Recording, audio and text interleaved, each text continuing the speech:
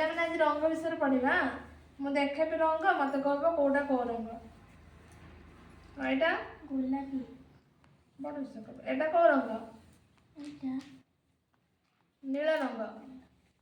ଏଇଟା ବାଇଗଣୀ। ଏଇଟା ହଳଦିଆ। ଏଇଟା କଳା। ଏଇଟା ଆକାଶୀ।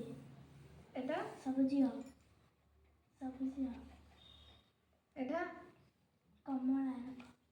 ଏଇଟା ମାଠିଆ। ଏଇଟା ଲାଲି। ଏଇଟା ତିଆ କଲର। ଏଇ ଆକାଶ ରଙ୍ଗର କୋଉ କୋଉ ସବୁ ଜିନିଷ ଦେଖୁଛୁ? ଡ୍ରେସ୍ ଦେଖୁଛି। ଡ୍ରେସ୍। ଆଉ ବଡ ଜିନିଷ କହିବୁ। ଡ୍ରେସ୍ ଦେଖୁଛୁ, ଆଉ କଣ ଦେଖୁଛୁ? ଆକାଶ ଦେଖୁଛି। ପାଣି। ପାଣି ବୋତଲ ଦେଖୁଛି। ପାଣି ବି ଆକାଶୀ ନା ନୀଳ ରଙ୍ଗର ପାଣି ହେଲା। ଆକାଶ ରଙ୍ଗର କଣ ଦେଖୁଛୁ? ଆକାଶ ଦେଖୁଛୁ। ଆକାଶ ରଙ୍ଗର ତ ଡ୍ରେସ୍ ହେଲା। ଆଉ ତ ଜୋମେଟ୍ରି ବକ୍ସ। ଆଉ ସବୁଜ ରଙ୍ଗର କଣ କଣ ଜିନିଷ ଦେଖୁଛ? ଗଛ ପତ୍ର। ଆଉ ବୋତଲ।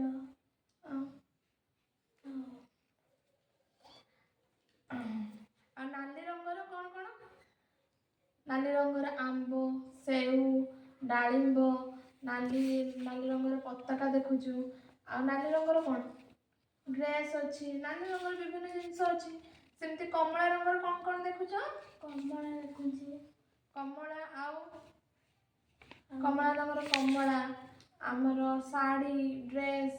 ଆଉ କମଳା ରଙ୍ଗର ଆଉ କଣ କଣ ଅଛି? ହଉ, ଆମର ଯୋଉ ଇନ୍ଦ୍ରଧନୁ ଅଛି, ଇନ୍ଦ୍ରଧନୁର କେତେଟା ରଙ୍ଗ? 7ଟା ରଙ୍ଗ ହେଲା। କଣ କଣ? ଆମର ପ୍ରଥମେ ଆସିବ କଣ? ବାଇଗଣୀ ହେଲା। ତାର ଗୋଟେ ସୂତ୍ର ଅଛି, ବାଘ ନିଶ ହଲାନା। ଫାଷ୍ଟ ବାଇଗଣୀ, ତାପରେ ହଉଛି ଘନ ନୀଳ, ତାପରେ ନୀଳ, ସର ସବୁଜ, ହର ହଉଛି ହଳଦିଆ, ଲହର ହଉଛି ଲାଲ ହେଲା। ନର ହଉଛି କଣ? ନାରଙ୍ଗୀ। ଆମର ହଉଛି କେତେଟା କଲର ଅଛି? 7ଟି। ଇନ୍ଦ୍ରଧନୁର କେତେଟା ରଙ୍ଗ?